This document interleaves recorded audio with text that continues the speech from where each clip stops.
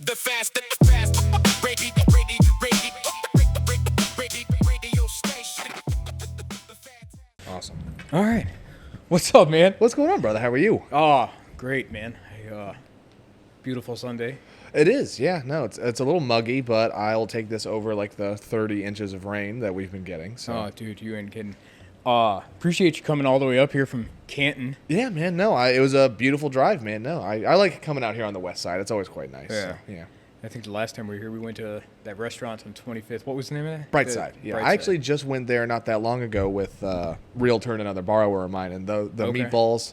Oh my god, they're so good. I've been thinking about them since we went, and then since this last time. What did I had the like pesto penne or something like that. Yeah, You something. guys had the steaks or something, right? Simon Simon had had the the was this beef fed on grass or whatever? Was it this beef fed on grass? And then I got same thing I got this last time, the penne alla vodka, which was very good. Nice. And I got a parking ticket. Did you get your parking ticket? I did not know I paid for parking, so I did. I do still, maybe I shouldn't say this on pod. I still have an unpaid parking ticket from when I went to the coffee shop that's same thing in Market Square with Simon. It was like 10 minutes. We just ran in there, ordered coffee, ran back out, and I got ticketed. I'm like, drat. You won't have to But- worry. I probably have like 4 listeners. So like, I don't think anybody important is going to be listening for your tickets. Yeah, right, no, not a problem, man. But no, I paid for my parking that last time and for this time too. It's usually the best way to avoid the ticket, Mike, Yeah. is if you just pay to park there. I didn't know. So we ride motorcycles, and we usually, when we go down there, we'll just motorcycle right through Yeah, the gate or whatever. Done it for years, never got a ticket. And then when Simon said he got his ticket, like 2 days later, my ticket came in the mail, and there's my truck. Whatever. It is what it is. Yeah. I still got to pay that. Yeah. No, you don't. Yeah, man. So thank you for coming on episode number 3.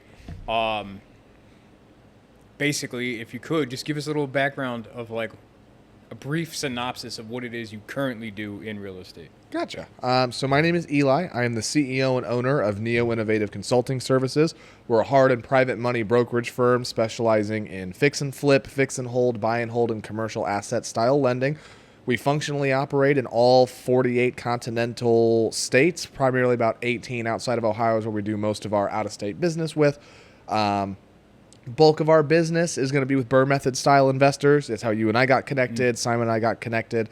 But, it's kind of depending on the market, depends where, what people are going to be doing and all that stuff. Outside of that, I am an investor myself. I own properties, pretty much all throughout Akron. I have experience in real estate private equity. I have experience in real estate investment trusts. But kind of all that has come to a head here to my private lending company. Okay. So basically, in a nutshell, you find the money for people and help them get their deals funded? Generally, yes. I mean, as a, you can call me a mortgage broker, basically, Okay. where I vet and build relationships, strong and intentional, with funders all across the country, all across the world, right? Whether they're, capital groups, whether they are financial custodians, whether they're just private lenders, guys like you and I who just have some money sitting in the bank that they want to dole out, Yeah. I open a dialogue with them, communicate with them. What are your guidelines? What's your pricing? What kind of deals make sense for you? And then I'm just kind of playing matchmaker all the time. So, because not every lender is going to like every deal. Not every investor is going to like every lender. Kind of all the things that are inside of that, just kind of depending on where their pricing lands. It's my job to place them. Yeah. And that you definitely did. You did for me, for sure. Mm-hmm. Okay. So with that being said, how did this all start for you? Like what was, how did it all start? Private lending or like introduction to real estate investing? Introduction I know a little bit about you, and I know that you weren't always into real estate. You actually did construction before, right? A little. So, my love for real estate started when I was very, very young. My grandmother, who I was very close to, still am actually. She was a realtor for, 38, 40 years, something like that, before she retired. And like every middle school career day, high school career day, everything like that, she would either go as the realtor or someone else would go, and that was always the one that I was most attracted to, just because like she drove a nice car and she wore nice clothes, and she could make the money she made, where she was like, she owned the house that my family grew up in. We rented from my grandmother, and I know she had other ones and some commercial buildings, and just kind of seeing like, and she'd pick us up from school every day, and she would take us to the movies on Saturday mornings. And it was just kind of like seeing this like freedom that real estate gave you as an adult. Like I was attracted to that from very, very young. And then her husband, my step grandfather, who we actually just lost 2 Januaries ago, he was a home builder. Berkeley Builders was the name of his company. They were based out of Hudson, Ohio, but they probably built, from Cuyahoga all the way down to Stark counties. Primarily in the 80s, like the new construction boom, and like every realtor and home builder in that time period, that just got married and threw business each other's way the whole time. But that's where I fell in love with construction originally, is like during the summers when I was 12, 13, 14, 15 years old. I would just be his gopher.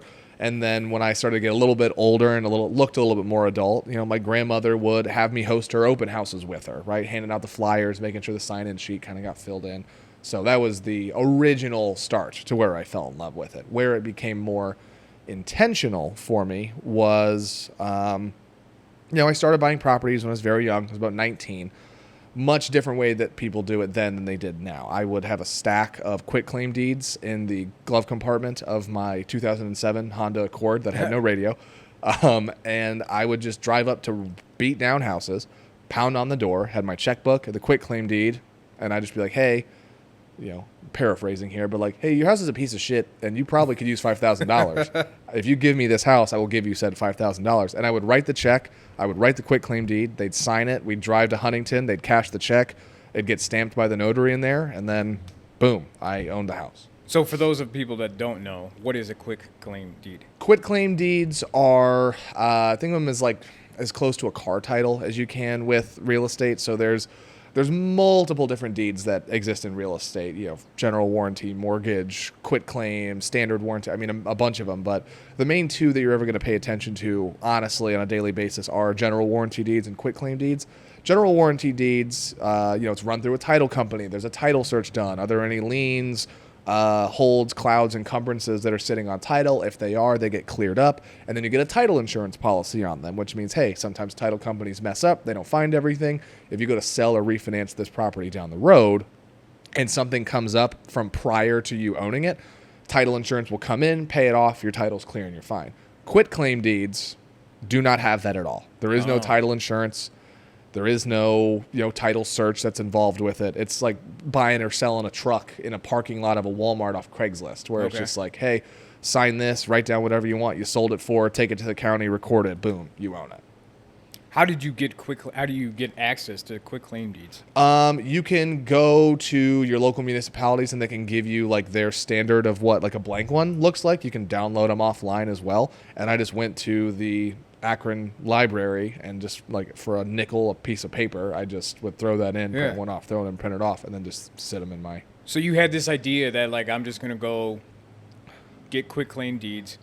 I'm gonna approach the houses that look like they need work or invest in. It came from a place of ignorance. I was not aware of the differences of deeds. I just looked up, how to transfer real estate or something like that, and it was like, oh, you can sign the deed and file it at the county. Not understanding that, you can get burned that way by doing that, because I can't tell you how many old mortgages and old mechanics liens and stuff like that I've paid off for people just because I had no idea what I was buying. So how long did you do that for, the quitclaim deed? It's about 18 months. Reason why it was that long is my refi cycle was very slow. I did a lot of the work myself because I didn't have formal training as a contractor. So, but like changing an outlet, hanging a couple of sheets of drywall, drilling cabinets in or something like that. A lot of that stuff you could YouTube that these days. Yeah. It's really not all that difficult. And, it would take me months to get a renovation done. And then learning what a refinance was and going to the lender with that, and then title getting pulled like that. Once, I think it was the first, I bought the house for $5,000, put like $8,000 in it of my own money. I didn't pay myself any labor. It was just like $8,000 in materials and a couple months of my time. And then I thought the house was going to be worth like $70,000 when it was all said and done. So I thought I was going to get like a huge payday, like $20,000 at the refinance table. There was like a $38,000 mortgage sitting on it. And so I had to bring money to that one. Second one had a mechanics lien, had to bring money to that one. And that's when I was like, I should actually probably learn more about how this stuff works, so that way I don't, Okay. because there's no way that this is just how people live, right? Where they Yeah. think this is what it is. So So, learning the hard way from the very beginning, from the start. it's how I always have been, man. Unfortunately, like my mother, if she watches this, she'll probably attest to it. But yeah, I never wanted to listen to anybody, even my grandmother, who 40 years of real estate. I mean, a wealth of knowledge to be Yeah. in this industry for that long. She would tell me, I'd be like, who are you? I don't, Yeah. I'm Eli. Who are you telling me Yeah. what to do? Yeah, I'm 17. I know everything. But learning the hard way is just always how I did it, but I try to be a little bit better about that now, simply because you get burned. Yeah. How old were you when you did that? 19. 19. So 19 years old. I wasn't doing anything remotely successful or anything like that. What was it in you that gave you that ambitious drive to just be like, I'm gonna start real estate. I'm gonna do it.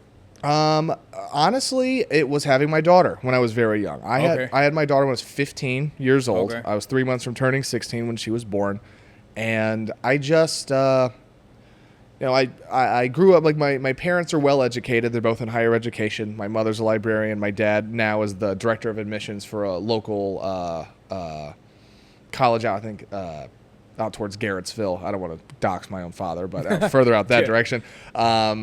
And they put a lot of value on education. Learn as much as you can. Never stop learning. Never stop growing. But anybody here who works in education is not the highest dollar earning potential when it comes to your future. And I'm one of 5 children. So, 2 people that had a mountain of student loan debt and enough money to, we'll probably pay it off in 80 years, right? Like, Yeah. with what their income derived from having to support 5 children. Ooh. I just, I only have my one daughter, and I don't know. I saw what my grandmother was able to do, and how, she was never worried about money. You know what I mean? Yeah. She was never, as sad as it's, I've seen my parents cry at the kitchen table because they couldn't swing a bill that month. And you know what I mean? I've had the electric the gas got turned off, but the electric didn't. So we'd open up the stove and put a fan Yeah, in front of it to make do move with what you got. Exactly. Yeah. And I'm very happy and humble that I grew up in that kind of scenario. And I love my parents. They did amazing. You know what I mean? It's just, they were young parents too. My mom, she was 21, so she was growing up along with having me. But I knew I wanted more than that. And I was never very good in school. Because I had my daughter when I was that young, I dropped out. I only have a GED. And I've never been to college or anything like that. Oh, sorry. I did 6 months of a CNC machinist course at Stark State University. But I never did well in school. When I dropped out, my GPA was like .045 or something like that, because I just never turned anything in. I gave a shit about tests, stuff like that. So it was really the only option I had, was just to go out there and find something that you don't have to be educated on to make a good living with. And, started with contracting, because you can go work an 85-hour week, and get all that overtime and everything. That's no way to live either. So that's kind of where I transitioned into, I've always loved real estate because of my grandmother and our relationship, and seeing what she was able to do. I've got the drive to work hard. I know that I want to get out what I put in, but I can't go work at, in Wall Street or something like that, because I don't have a finance degree and a bunch of certifications and stuff like that I didn't have the time nor the money to go get. Okay. So 19 years old, quitclaim deeds. How long did that last for? And then after that, what was next? Quitclaim deeds lasted about 2 years. I got burned. I had to take a little bit of a break from buying, just because, I was trying to fund that off of tax refunds. And, When do you say you got burned? Talk about that. How did you get burned? Those were the prior mortgages, the prior mechanics liens that I was talking about that were sitting on title. Okay.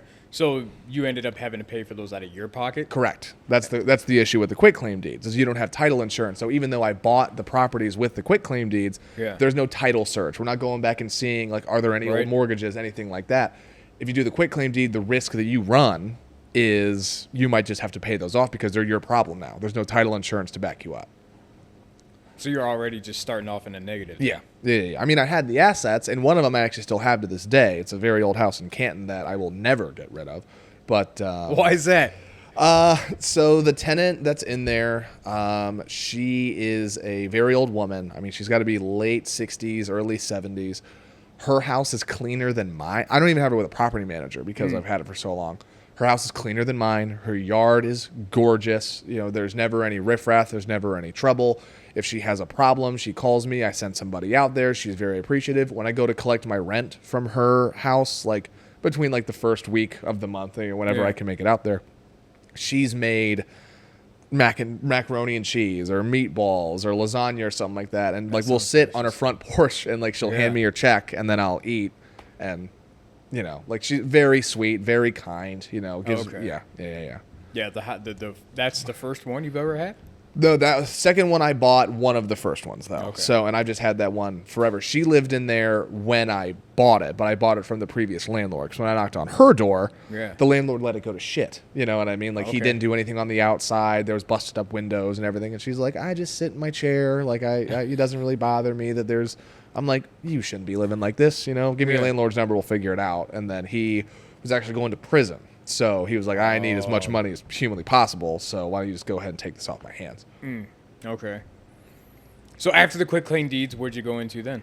After the quitclaim deeds, I basically kind of shelved buying properties and then got my real estate license. I had built a relationship when I was when I was young and I was still working in the landscaping industry with a gentleman who owned a real estate investment trust. I won't mention their name because they're still big, they're still active. Okay. But you know, he and I, like, we just really hit it off, talked about my love of real estate, his love of real estate, where he got started, you know, kind of similar upbringings a little bit, and then he tucked me under his wing. I got out from cutting grass and hanging drywall and flipping burgers at a very young age, and then I worked underneath him as, like, a junior quantitative analyst.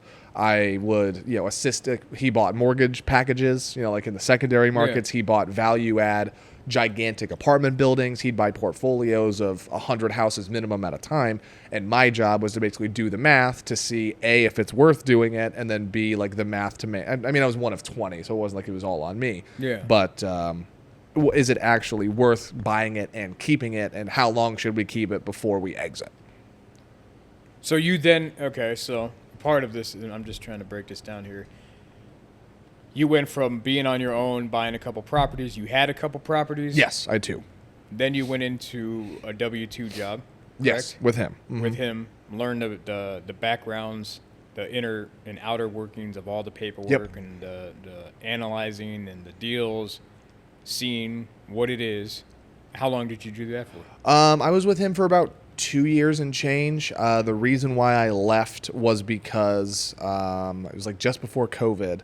Reason why I left was we were buying a large apartment building with a lot of spread, and I wasn't a junior quant anymore. I was just like a mid-level quant. So like I actually had like my own stuff that I managed in terms of like, you know, numbers and working with our capital markets chair and stuff like that to actually structure the deals to make sure they make sense when our owner would present them to our investors. And you know, working through all those different facets, and simply because of the price and renovation budget of this building, we as quants were getting some kind of bonus because it was like one of our larger acquisitions, and I was entitled to a $245,000 bonus check because of that. And when it was due upon like the sale, right? Like once we knew we were actually going to close on it, that's when we were supposed to cut the check, and it was him hawing around. Should I? Oh, it'll be next week. Oh, I'm sorry. I got to go back to Israel for a family thing. Oh, shit. I'm sorry. I have to fly to New York. And I'm like, I don't like the way this feels, man. Like I'm 23, 24 years oldish, somewhere around there. And like, I have a young daughter at home. Like 250, that's life changing. I mean, it's life changing for most people, right? But somebody, so that changes things. Him hawing around, finally lock him down in his office because he comes in and I'm like, what's going on here? And he's like, I got to be honest with you. He's like, I don't feel comfortable giving someone your age that kind of money. He's like, there is nothing that you can do good with that amount right there. He's like, I'm sorry that, we didn't really touch on this prior to. He's like, but I'm having trouble sleeping at night thinking about cutting you this check. He's like, the most I'll give you is 25. Oh. And that's a big drop, That's an extremely massive drop. So part of me in that moment, I was like, I'm just going to take this $25,000 check. I'm going to go cash it. And I'm just going to quit and then go find something. Like, I'm not doing this. This is absolutely absurd. The $25,000 check came with a clawback of like, if I leave within a year, I owe him every dollar of it. I'm like, you bitch. And so I just crumpled it and left. I was like, I'm not going to do this anymore. And I had my real estate license. So I just decided, like, look, you know, I started at Burger King at 15 years old with an infant. And now I'm doing high-level math, you know, when I dropped out of high school at 15 for a living. Like, what's to stop me from taking this chance on myself and just jumping into real estate full-time again? So got my real estate license. Was working, you know, first-time home buyers, sellers, friends, family, just learning more about the industry really as a whole. And then I started really working with investors aggressively. Working with investors, especially in the commercial, like non-qualifying side of the lending that I do, the rule book kind of gets thrown out. So, you know, when you are a realtor, at the time, at least in the state of Ohio, like let's say I was helping you and your wife buy the first home that you guys just live in, your primary residence. In Ohio, you can't be the realtor and the lender. But if it's an investment property, you can be the realtor and the lender. And so I had gotten connected with a local financial custodian that basically let me broker deals through them on top of selling everything through the real estate sales. So I was like able to double, triple dip on every deal that I was doing and really, really learned to love that system because, you know, $70,000 house I'd make $8,000 on between both sides of the fees. So had the lending. It wasn't as, you know, like it was basically like if I could do it kind of thing. Like it wasn't like I was doing it super, super full time. And then shortly into my real estate career, one of the clients that I had gotten, similar client to that last place that I was telling you about where they, you know, the real estate investment trust, they were a real estate private equity firm. And they were basically prepped with investors to buy 30 to 50 houses a month for about 18 months. They wanted me to come with them full time. Like we did a couple deals together. They liked the way that I worked. I liked the way that they worked. And I was like, why am I paying realtor dues?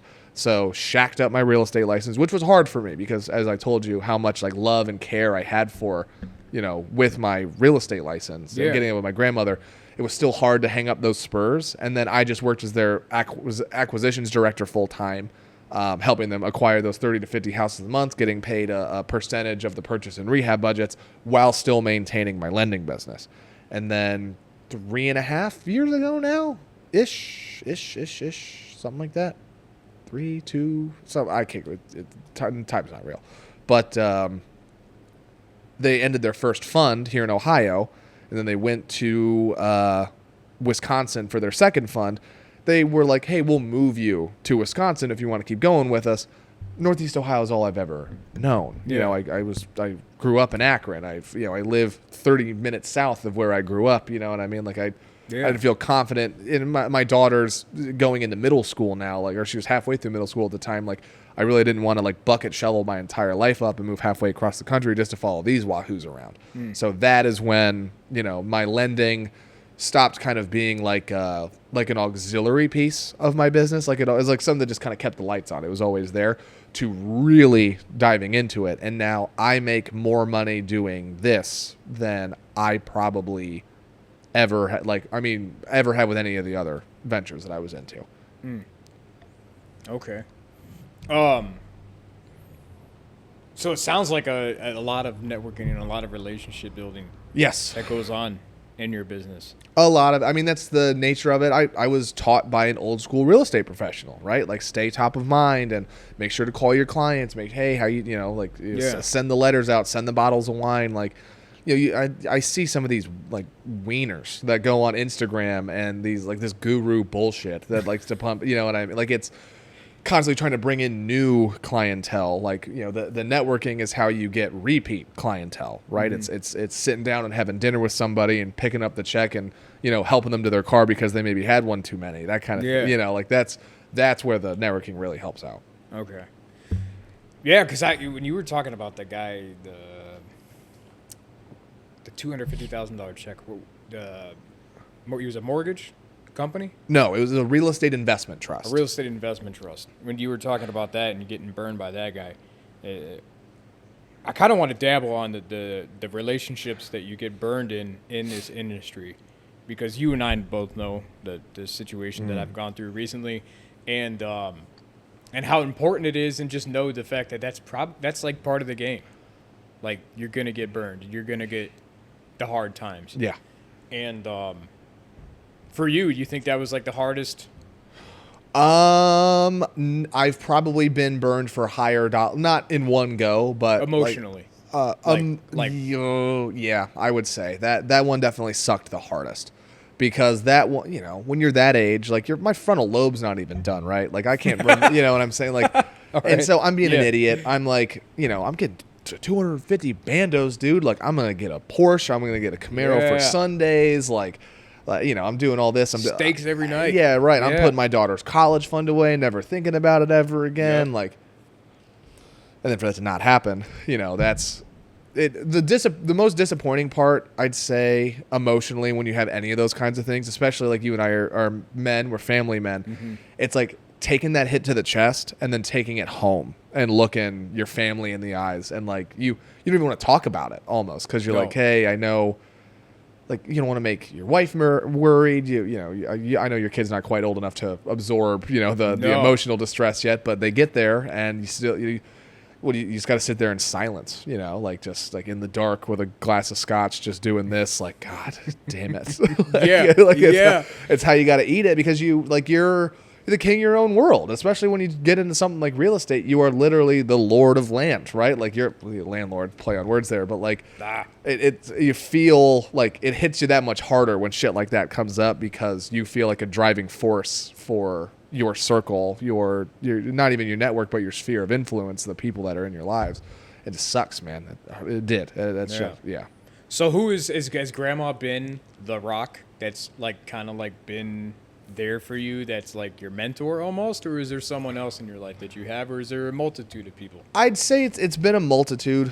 President Eisenhower said the smartest thing a man can do is surround himself with people smarter than him. And when I was much younger, I struggled with that, because like I knew I was quick, and I knew that I had the capability of being very smart, so I never wanted to hear it from anybody. And like when shit like that happens, that's when you're like, all right, let's backseat the ego, let's talk to people, what could I have done differently, try to prepare myself forward. I would say my grandmother is who made me fall in love with the idea of success at a very early age. She comes from a much more severe background than I did. Like, she grew up on a farm with an alcoholic father. Her mom died when she was like 11. She was one of 7 children, stuff like that. Yeah. So, hearing her go from that to, having butterscotch candies in her glove compartment, and, picking me up from school at 3 o'clock. Love butterscotch. It's bananas. The candy that you only get at like the doctor. Like, where do you guys buy? I don't see it at the store. My grandma was a butterscotch lady. I mean, I just recently went through a butterscotch phase. I don't understand it. Got a bag of Werther's, and it just made you feel like nostalgic. But anyways, go ahead. Sorry. No, you're fine. So my grandma was definitely the first one.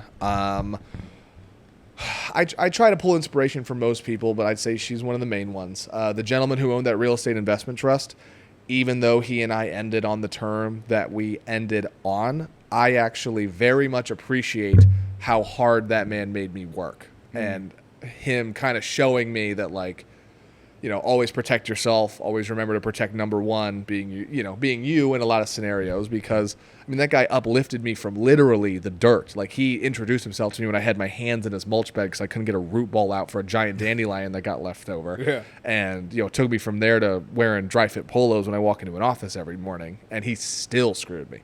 So, but that guy, my work schedule was, I got up at 5 a.m. and he would call me at 11 o'clock at night and have me on the phone for an hour and a half. Like, just like, it was shit we got to talk about. We got a lot of moving parts, man. I'm sorry you want to be in this world. This is just what it is. And it showed me, A, I'm capable of that, so I could pull that out of myself if I need to. And B, also maybe go, like, I need to figure out a way to get my own freedom as fast as possible, because, like, 110-hour work weeks suck. They suck pretty hard. Yeah, and then you get screwed out of a big chunk. $250,000. Wow. It's good. It's coffee here. It is. Yeah. Terrapin Bakery right there for everybody who wants to come check it out. Tremont. So you were at the point where you're going to start NEO full time, Full time. That was after the private equity company left. the private equity company, and Yes. then you decided to do your own thing. Tell me about that. Was that like you said you were doing it on the side a little bit, it kept the lights on kind of thing, and then you made the decision to invest in self and go full blown. What was that like? Day one. What was that first day like? Honestly,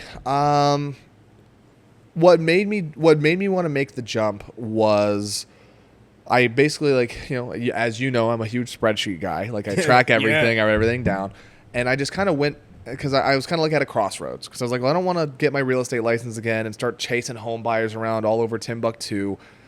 For basically since COVID, there's been more licensed realtors than there are homes for sale. So it's like, do I really want to get back into that rat race where the only, I got to join a gigantic team to be successful? No, not really. And everybody has the best realtor. Like, you need a realtor? I got the best, all the best. Yeah, exactly. And it's like, and it's their cousin who's done 2 deals, and it's like, pardon me. I could start a general contracting company, fill the hole in that market. Again, everybody knows everybody knows someone who can swing a hammer, that kind of thing. Like, I just, when I looked at my spreadsheet and I saw that lending was the lowest cost, highest revenue aspect of my business always. And so I was forecasting how I could do that at scale. And also with the specific type of lending that I do, there is a huge hole in the market for people who truly understand how the process and structuring of these loans are, that are actually operating it. Because same thing with realtors, like everyone knows a mortgage broker. And with my kind of lending, you don't even need a license. There's no barrier to entry for the kind of lending that I do. So some people read about this shit on Bigger Pockets. They'll go open an LLC and start telling everybody, oh, bridge, fix and flip, DSCR, give me a call. And they have no fucking idea what they're doing, man. So the whole, I can realize because I knew all of them myself, like there's maybe 5 to 10 people in this specific space that truly knows what they're doing. The rest of the people they just slink paper, they don't even realize what they're asking for. Yeah. So that's kind of what made me make the jump, is I was like, I think I can take this low cost, high revenue business model, do it at scale. Of course, I'll probably have a more aggressive bottom line just because I want to do it at more scale. And because of the knowledge that I have from being an investor myself, being a realtor, working in an investment trust, working for a private equity company, like take all of that and combine it into like one massive knowledge center so that way I could be the most successful lender in this space. So all the different areas, you had the investing of your houses, you had the loans, you had all these different areas that you dabbled in over your real estate career, and you found your own little niche. Yep. And that's what you chose to fall in line with, and that's what you chose to go after. Yes. And then when you were just saying that, I was like, well, so it started off when you were a kid seeing grandma and the lifestyle she lived, and you found your own lane in real estate that works for you, and you accelerated in it. Mm-hmm. How has it been? What's the journey like? What's the name of the company? Tell us about the company. Neo Innovative Consulting. Journey's been great. I mean, I would say I filed the LLC a long time ago, but like I got more intentional with it, of course, over the last like close to half decade. I gotta say, man, like I would love to sit here and say that like, oh, the first year was a struggle. The first year was this and that. It really wasn't, dude. Like I made more than I made in a year at the real estate investment trust in 1 month, the first month that I did it. Now, again, I come from a background of I already had an established network and so it's not like I'm not trying to sell anybody in a get. Buy my course on how to be a lender. No, it's nothing like that. It really is just like I spent a decade doing this before I got into it, doing, you know what I mean? So it's like I already had like the building blocks there. You that knew I where needed, all the doors were that you just had to open. I just said, yeah, correct. So, I will say there were struggles. So, when I first started, I only had a couple different lenders that I worked with because I knew them personally from doing my own deals, and I had brokered through them for a while in the past already. So as I started to onboard new lenders because like, oh, they have this product that works. Oh, they have this product that works. I got burned a couple times with that. Mm-hmm. But that was mainly because, they hit you with some teaser rate bullshit. And, you know, oh, no, it'll be fine. Don't worry, don't worry. And then it's like, you know, I'm taking your loan through a lender that I have no idea what they're about. And then I'm like learning with you as it all happens. That shit like makes me look bad. And so some potentially good repeat clients, you know, some of them actually come back after I explained it to them, but I might have lost on a couple of people who are doing some decent revolving business right now because I made myself look like a dumbass in that way because I believed, you know, some teaser rate lender. But since then, I test new lenders on my own products, like my own properties, before I onboard them into our CRM. So that way I know what it's like from the borrower standpoint, what to deal with. But yeah, other than that, it's a well-oiled machine, honestly. Treasury bond is up really high. That's what DSCR rates are based off of. It's not the prime rate that the Fed chair controls. Yeah.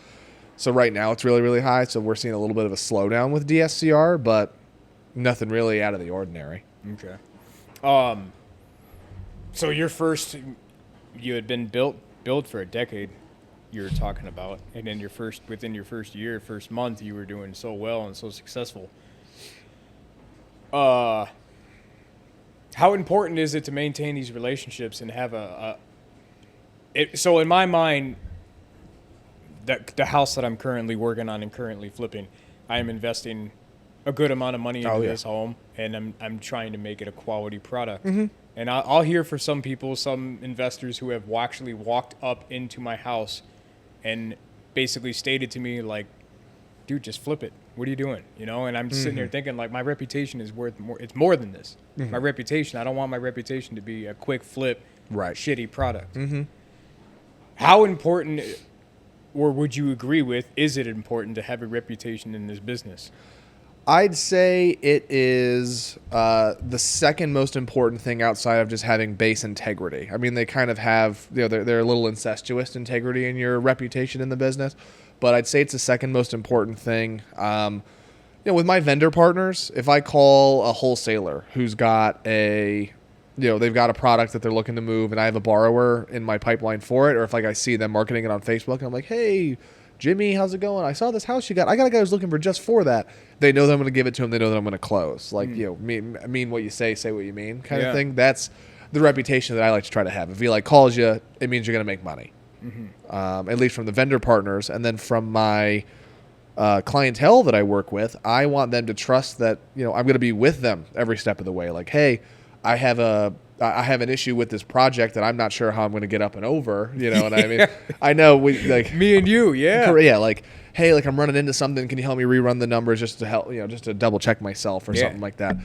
On a 9:30 at night on Tuesday or Christmas Eve at 1 p.m. in the afternoon, being on the phone with you, helping me through it. Correct. Yeah. Because you know those are the kinds of things that make a client remember you. You know what I mean? Like no one's going to think 10 years back and you know, Eli got me really good terms that one time. Like, no one's going to, you know what I mean? We all have access to the same, like, no, I'd say 90% of the funders that I have access to are generally people that you can Google. But, you know, if you go direct to lender, you don't have someone in your corner who's there to help you understand their numbers, work with them on their numbers, work with you on how to make their numbers most advantageous for you. Like, there's no secret sauce to that. It's just being the guy that's there for them. Because a lot of the times, I mean, there are realtors out there. There are mortgage lenders out there. There are wholesalers that are out there, contractors that are out there that, much like myself, they are not. Oh, Jesus, cut that. Not much like myself. What part? Not much like myself in the sense like they'll rip you off. Like I've been ripped off by those kinds of people. So I won't rip you off. Oh shit, I should have said it that way. But integrity. Yeah, exactly. Well, they won't. And I mean, there have been guys that like I had. We sat down over the course of hours and hours and hours for like business planning. We're going to partner up, have this big massive thing. We're in business for 3 months, and I hear that they're stealing fees that are coming in, like they're cooking the books and stuff like that. I just never want to be that guy, right? I'm uber transparent. This is everything that's going on. If you have a question about the way that what realtors are the best at what different type of sale, buyers, sellers, luxury, investments, whatever. Hey, Eli, these are the kinds of things that I care about in my terms. Okay, well, I have lenders that can do that, but tell me why. And then I'll tell you some of the other things that people look at when they're considering what they like in their terms, like their appetite for lending, rather. Or again, the holy shit, do I sell this house right now and just cut my losses, or do we rerun the numbers and see if it's going to be okay? No, we get a magic 8 ball and we shake and we find out. Did you? I was going to ask if you brought that here today. I didn't. I should, like, now when we do the podcast, put the magic 8 ball right there. Because that was the deciding factor on this last house. Oh, all right. Well, I guess we're doing it. It said no 3 times before. No, I'm kidding. But, yeah, no, that's... So integrity is your number one. Integrity is the number one, man. Do what you say and say what you mean, because that's, I mean, it's the building block of what your reputation is. Where'd that come from in your life? Integrity. My father. Truly. Raised you with integrity and raised you right? Yeah, I would say so. I mean, my dad loved his idioms. He loved his sayings. You know, things that resonate with me. A lot of times, like, the Lord loves a working man. You know, so it's like, get up and go get it. Whenever I was a delinquent little shithead kid. Like, you know, he didn't fucking belt me or scream or throw a fucking beer bottle across the living room or anything like that. Like he'd sit me down and be like, "Is this how a man should be? Like, is this the kind of man that you want to be?" Is that, like, you know, my mother and I, we'd argue all the time, and he'd like, this is how you want to talk to your mother? Really? Like, you know, and just kind of really like. What's another one he liked a lot? Speak as if you only have a limited amount of words to say in a day. I don't follow that one, but like just a lot of his. I got more characters than that. I'm good. Yeah, right. But still, like, just I don't want to use the word stoic because I know that's like a cringe word that a lot of people really like to throw around right now. But he's very close. Like, I would compare him to that. Like, you know, man of few words. He's seen a lot of shit himself that, you know, sometimes he was open with, sometimes he wasn't. But, just, you know, just woke up every day and was just like, you know, I like, be the best version of yourself was basically, you know, be true to yourself, but the best version of it. And I think that resonates in the form of reputation. Like, I'm not a used car salesman, not to dog on a used car salesman out there, but like, I'm not trying to sell people on a dream based off of a bill of bullshit that I created. You know, like, I've said this to you. Hey, Mike, I've probably fucked up more money than people have made, honestly, in their entire lives. Like, I'd rather just get that out of the way, say it, and be like, hey, I'd run into your situation. Here's where I fucked it up. Here's what I would have done if I could have done it differently. And here's other ways that I've seen other people get out of that problem. And being honest with people, you know, I don't bury fees, or I'll tell people what lender I'm taking them to. It doesn't bother, you know, you have the phone number of the lender that I took you to. Like, stuff like that doesn't bother me, you know, because I know, like, that I want to be a focal point for people and not someone that's, like, in the way. Yeah. Yeah, you want the integrity. Shout out to the dad. Is dad still around? Dad's still around. Yeah. Mm-hmm. Well, how does dad view you now? Or how is the relationship? My dad and I are actually a lot closer now than we were when we were younger. My dad, not for any bad reason. I mean, I was a shithead little kid, and it's, you know, hard to. You'll get there, buddy. I know your kid's It young, must be a redheaded thing, because Simon was saying it's a shithead little kid. No, I redhead kid. No, shithead little kid. But I mean, you know, we're doing all right now. Yeah. So, but that, and so when I turned 11 or 12, my dad graduated college because he started when he was 27 is when he went to college, because he comes from a very humble background. So we had to wait till he was an adult. You know, he went from working in a factory, third shift, 12 hours, 7 to 7, for pretty much all of my life, as I can recall it. Went to college, and then when he left college, he started a job where he basically traveled 5 to 7 months out of the year. Okay. He was working for a college, same college he's at right now. But he was a recruiter. He'd go to California and Texas and Montana and all this and all that, blah, blah, blah, blah, blah, blah, to try to convince kids to go to his school at, like, college fairs and stuff. You remember from high school when they layer the gym and everything. Up, come see it. Yeah, here's a pen, here's a hat. Yeah, correct. Yeah, that's what he did for years. I mean, I would, all throughout middle school and most of my high school, with my high school career ended the first month of my junior year, but most of my high school career that's how he worked. So, I think that, you know, it wasn't like when he was home, like, dinners, we played video games, we played guitar together, like, a lot of the same. There was no disconnect there or anything like that. It's just now that I'm an adult and he's an adult and he doesn't have this crazy, you know what I mean, like, schedule anymore. It gives us more time to connect and hang out. And now, honestly, like, because of the crazy schedules that I've had in my life and the crazy schedule that he had, like, you know, there are times where, like, relate and connect over that, you know, where he's like, hey, like that's why he's proud, is he's like, you get up and you get after it every single day like I did. There was a funny story before he took the most recent promotion that he took right now. One of his, like he was like an assistant director and now he's the director. But when he was the assistant director, one of his direct reports like had some kind of sickness or accident or something like that. And they couldn't work for like a month, and recruiting season was coming up and he was due to, you know, he was like, I'm going to take my old route back. Fuck it. For this month, you know, just going to have fun with it. And he and I were accidentally in Austin, Texas one time, and it was hilarious. Did you guys get together? We did, yeah. We were cool. staying in like hotels next to each other. It wasn't the same one. That'd have been hilarious. Yeah. But like I was at the, it was right outside of ATX Airport. I was at the Comfort Inn and he was at like the Holiday Inn or something like that that's right out there. And it was sitting at like this, believe it or not, in Austin, they have a Cleveland Browns brewery.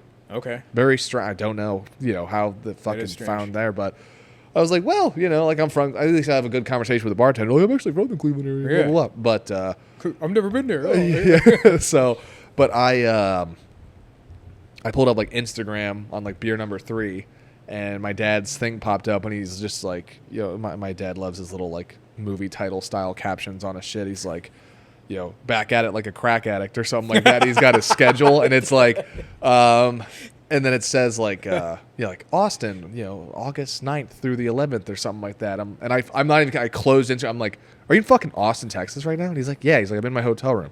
I'm like, I'm here. And I sent him my pin. He's like, no shit. And he took an Uber there, and we closed that down. And then he was leaving the next day. I was there for like a conference, but wow. yeah, It's like a full circle life thing right there. it was very, Walking yeah. Back in. Uh-huh. That's pretty cool, man. That's really cool. Wow. So what is what's business like today? What's life like today with NEO? NEO's honestly in a pretty good spot, I would say. You're growing. We are. We're adding loan officers. We've added new administrative staff. Our average monthly book of business has gone up about like 32% month over month this year, which has been nice. Some struggles that I'm facing is the money that I'm pulling out of the business has all gone into projects that have gone a little sour on me. So that is not a lot of fun. You know, real estate investors, you can have a really high revenue year, but a lower net year for things of this nature. But because of this rain we've had, I've had 2 basements fail on me. So, you know, rebuilding two basements basically. Well, there's still a house on it. That racks up a bill. You have to start a foundation business, man. Oh my, yeah, and you'll become a millionaire off me, dude. I swear. At least what these guys charge, man, it drives me. It doesn't seem like it's not to bash the basement guys, and hopefully none of you guys that watch the show here are basement people that take it really seriously. There's but, only 4 of them. well, hopefully one of the 4 is not, you know, angry at this, but like all you're fucking doing is putting jacks on the joists, pumping the house up with a fucking bottle jack, the same one that I would like change my brakes with when I was a kid, knock the wall down with a sledgehammer, put paper down, build a wall up, set it back down, and then that'll be $40,000. Like, I don't know. Maybe I'm being an asshole, but I'm just like, Jesus Christ, man. Like, what are you talking about? If I supply the jacks, will it be $15,000 less? Right, What? exactly. Yeah, it's $800 temp jacks that you get at Home Depot. Like, there's nothing that's fanciful about what. I mean, it's dangerous. I will say you're working in a basement with a house that is being held up by premiums. I'm sure. Oh extremely yeah, high. but it's just like, again, I got the bill for one of them, and I was like, motherfucker, dude. So, but I will say when that refinance comes through, I'll be solid. There was a deal that I bought that I thought I was going to make like $50,000 on the refi, which you see one of those deals a year, maybe, right? Like it's very hard to find some of those kinds of deals because I only spent $3,000 to get the house. Now that 47 is basically going to go into the wall, but Right there with you. yeah. So. Yeah. Well, that's cool. So expanding the business. What is from the year that I have known you, you were very calculated and very forward thinking, and I don't know, 5-10 steps ahead most times, right? The reason why I say that is where do you see yourself being in going forward? Where would you like to be? I want my role within my company to only be big picture strategic moves and servicing larger, more complicated deals that are fun for me. Because the bulk of our business, like let's say we are doing 70 loans in a month, right? 80% of that, 75 to 85% of that are $175 to $125,000 loans that I'm making 2 points plus 850 processing on, close in 2 to 4 weeks, depending on the loan product, depending on the borrower, depending on the transaction situation, blah, blah, blah, blah, blah. Just burning and turning those over and over again. That keeps the staff paid. That keeps the lights on. That keeps, gas in the truck, everything like that. And I have a healthy net that comes out of that as well. Don't get me wrong. But then the remaining, 15 to 20% of the business are gigantic, complicated package loans where, we've got different houses in different areas and like finding ways to like, we'll silo these houses here for these terms and these ones here for these terms so we can pull the most equity out and less aggregate fees and overall rates and everything. There's deals that I'm doing right now that have been very, very fun where, these commercial. Making sure we're still recording. Okay, I was going to say. I forgot to look. I was supposed to be keeping chicken, Oh, no, you're cool. I was like, oh, that'd be crazy if it stopped like an hour ago. Like, Okay. Whoops. yeah, but no. So doing these two deals where, same buyer, two different sellers, they are buying these retail buildings on Center Ridge Road, one on the Rocky River side, one on the Westlake side. They are renovating these buildings for more than double what they're paying for them. And it's like in the millions are what these renovation budgets are. And so like it's going to take them all of a year at minimum to get all these projects done and everything like that. So there's a lot of like presumptive values on the tail end. There's a complicated 1031 exchange structure that's built into that. So there's additional things you have to do. And then we just learned 3 weeks ago that they have to be non-recourse loans, which means that there's loans with no personal guarantee. There's not a lot of lenders that do non-recourse loans.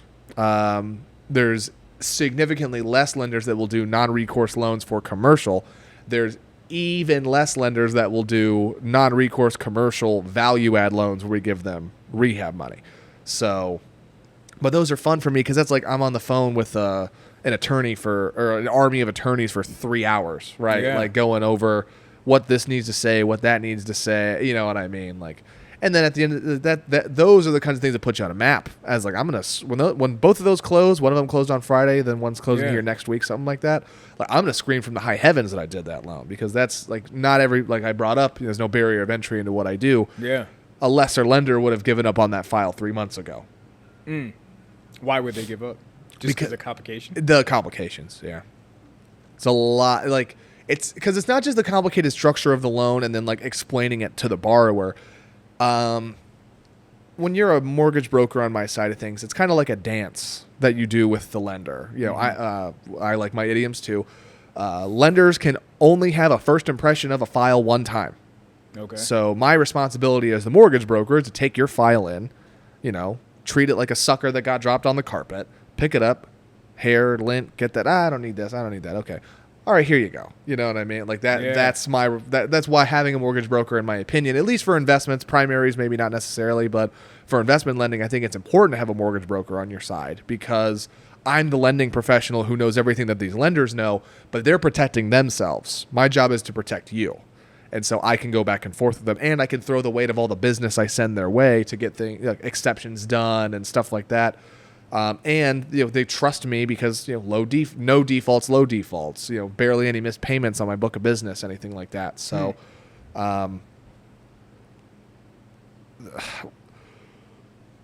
with those kinds of loans, the more complicated ones, like a residential loan, sometimes you still have to be picky about what a lender knows, what they won't know, stuff like that.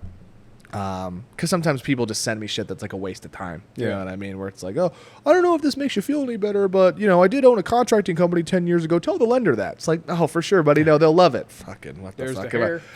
Yeah, exactly. So stuff like that. We're not lying to our financiers or anything like that, but we're structuring the file in a way that makes the most sense to them because they have their guidelines, they have their understandings, and it's our job to put that together. So for regular loans, that's already kind of a dance, a little tango that you do with your lender back and forth. For a more complicated loan, it's significantly more of a dance and back and forth to know what to... Because, you can freak an underwriter out if they ask you, 'cause we've all heard the adage of, well, I'm not sure of the answer to that, but I'll get back to you. Like when you're in sales training or whatever, Yeah. like always say that. Fucking not with what I do, dude, because these underwriters, like they thrive in disappointing a borrower. They bask in it. Like, oh, I'm gonna cut their leverage. It's so awesome. And then I'm like, well, can you call them and explain why they're gonna cut their leverage? I'm the underwriter. That's not my job. That's yours, bitch. Click. And then now I have to call somebody and deliver them horrible news. Yeah. When I wasn't even the one who made the decision. But if I can be the man with the plan and all the answers directly when they're on the phone with them, that's when the lenders really trust you and they stop balking at you and everything like that. I got you. So will you still be doing the smaller loans, but with your new employees, and then you'll just be handling the big things, or is it? So I want the loan officers basically like, anything like 150,000 or below, I'll basically just slot to a loan officer. And then I'll also teach them, my tips, my tricks, my closing process with new borrowers. So that way they can kind of go out of the nest and collect it their own on top of me giving them the overflow business that I have. Okay. Nice.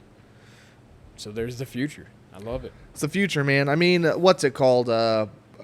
Jeff Bezos. Everybody has their opinions about the guy, but Jeff Bezos. I might misquote him here, but he said, when you're the captain of a ship this size, if you make one smart decision a day about the future of your business, you're being successful. And I am looking to basically put I'm tired of my business running me. I want to run my business in that way. I like that. I never heard that before. He did a lot of things, man. He doesn't make big decisions about anything after like 2:00 in the afternoon. I've heard that. Yeah. I've definitely heard that one too. And I'm not like trying to, break my arm jerking the guy off or anything like that. But like he's definitely successful. He's got some adage. You can't deny the fact that everyone in this country gets a package delivered by him. Exactly. You just can't. Wow. So yeah, those kinds of smart things. I definitely like those. But no, that's the future, man. I want it to be a company. Right now, like people associate NEO with me. You know what I mean? Yeah. Like in their phone, they're not typing in NEO Innovative Consulting. They're typing, hey, I'm going to give Eli a call. You know what I mean? And the name of the company is just the name, basically, right? I'm trying to build a recognizable brand outside of just me doing what I do. Okay. Yeah, because you're still the wizard in my phone. As my contact, Eli Wizard. Eli Wizard. Just making those numbers happen somehow, some way. Well, that's cool. How is so I hear a lot of people talk about when they want to get into doing their own thing and they want to go their own avenue in life, they want that freedom from the W-2 job. Yep. What does that freedom look like for you? Because I know I love hearing your Florida stories about like the one time you just went to Florida and you came home and you mistakenly forgot to tell someone in your life you went. Yes. So what is running your own business in your own company bought you and given you in return that you weren't expecting? So I mean, honestly, when you start your own business, the biggest misconception is like you basically get to do whatever you want at any given point in time and you still make a boatload of money.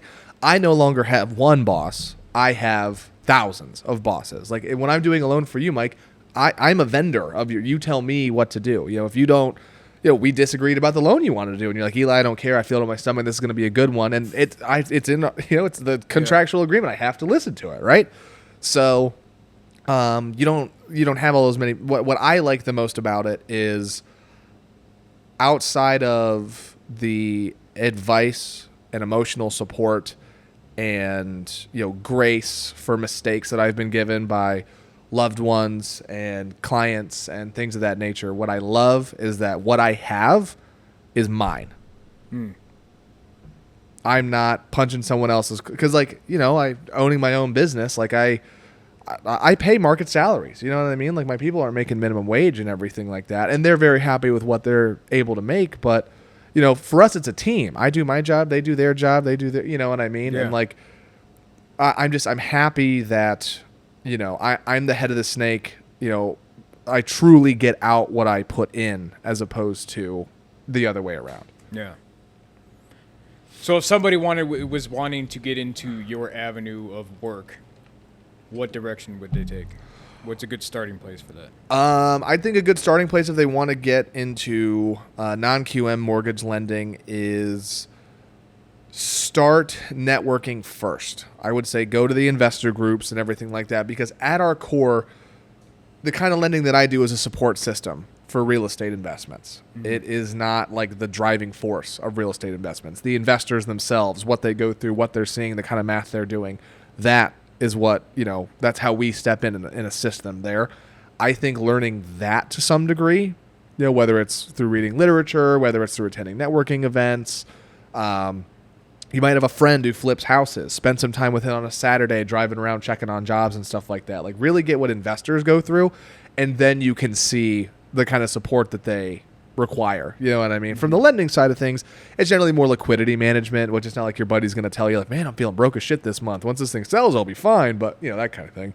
But I think that's intelligent. And then secondarily is start in a role where if you don't have a sales background, start in like a processor or loan officer's assistant style role where you're in charge of just one moving piece of the loan process.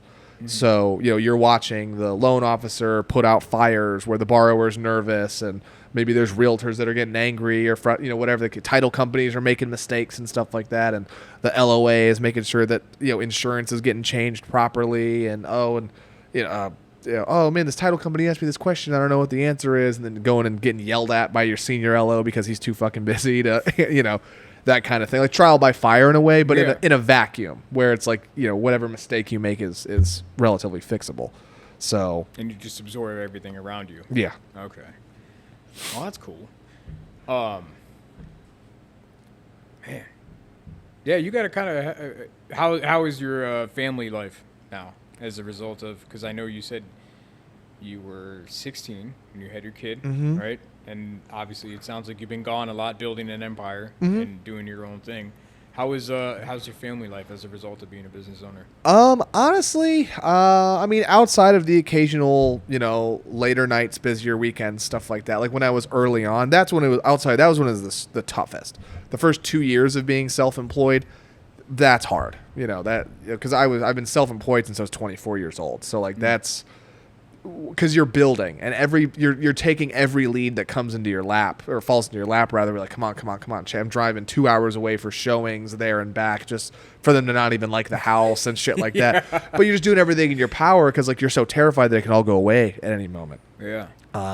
Now because I have a structure where like, I almost have created a job for myself in a way where like I get to my office at a regular time. Mm-hmm. I get home for dinner at a regular time. Like I'm not pounding the phones all night like I might take the occasional phone call, maybe, yeah. You know what I mean? But not really. And then Sundays, like I wouldn't even consider this work. You and our boys were just hanging out here. Yeah. You know what I mean? So, but it's still, 2 o'clock right now? 2:30, 2:45, something along those lines. Yep. It's an hour drive back home. I'm going to go back to playing Xbox, making dinner. So, I'd say one thing to remember when you're a new business owner and you have a family at home is like you can get so wrapped up in I'm doing this for them, right? Like this 80-hour week, this 100-hour week. Like, well, it's for them. Why are they mad at me? That I'm gone this 100-hour week. Like I'm trying to build something here, right? Yeah. Like, you have to remember that like if they feel neglected, not just from like your ambition but also you being at home yourself, you're not going to have something to work towards because you're going to be a shadow to them. You're going to be a ghost to them. You're like, oh, I know I can turn on a light and never have to worry about it. I don't ever have to worry about putting a fan in front of the stove and turning it on so that way I can get the heat going, but I also want to see my dad. That's something I think is important for new business owners. That's why I structure the business that I have the way that I have it, is so that way, I can work effectively business hours now. I don't have to worry about it, but it takes time to get there. Yeah. Yeah, definitely. Yeah, that's something that I battle with on a regular, mm-hmm. That not being home, and when I am home, I'm working or doing something around the house. And it's a lot. That's really good advice. Yeah, you got to remember to like, as a business owner, you always have something to do. Mm-hmm. I could work from the moment I open my eyes to the moment I go to bed 7 days a week if I wanted to, whether it's on an active file or forecasting some new strategy that I think I have, or dialing in with new funders and following up on the news as to what's going on with my kind of lending. Like, I could consume what I do, 18 hours, 19 hours a day, every fucking day if I wanted to.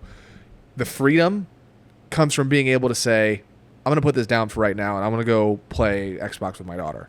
You can't do that when you're at work. When you're a W-2 and you're burned out and you're stressed and you're pissed off and your boss is on your ass and you're late on a fucking car payment and they won't stop calling you and everything like that. Like, you really don't have a choice but to kind of keep pushing through it and everything like that. But when you're self-employed, you can just go, fuck it, and actually go and spend time. With the stresses of the business, what is Xbox the decompression? Is that your getaway? I'd say reset? so. I've always played video games. I have a World of Warcraft tattoo here on my arm right now. Video games have always been a part of what I do and how I relax and everything. I would say yes, that's like the daily kind of calm down stress reliever, because I get to spend a couple hours not being me. Yeah. I don't have to be Eli, the guy who, and I got all these files and they're all on fucking fire, and realtors yelling at me, borrowers are getting angry, lenders want these documents, it's shit that comes with the business. Like, I can just, shoot fireballs at shit. And, You ever watch House of Cards? I love that show. When I'm rewatching it now, and it's been a while With since the Call I of did. Duty that he... Yeah, and he goes home and he's like, freaking, what was he in that? The president. And he's playing Call of Duty. Like, he's Call of Duty? Yeah.